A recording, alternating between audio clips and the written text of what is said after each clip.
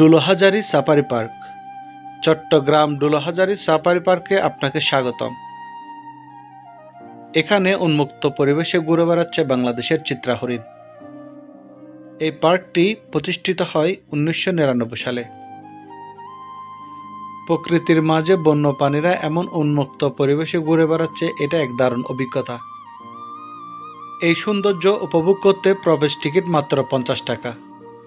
আপনিও চাইলে ঘুরে আসতে পারেন পরিবার নিয়ে। অসাধারণ এক জায়গায়। কাছাকাছি রয়েছে বাংলাদেশের অন্যতম কক্সবাজার। চাইলে কক্সবাজারও ভিজিট করতে পারেন। এই সাফারি পার্কের আয়তন 900 হেক্টর 9 বর্গ কিলোমিটার।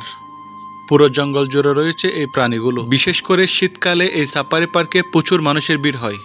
তখন অনেক ট্যুরিস্ট আসে এখানে পিকনিক করার জন্য। এই ন্যাচারাল প্রকৃতি আপনি কাছে এসে না দেখলে কখনো ফিল করতে পারবেন না। অসাধারণ এক অনুভূতি।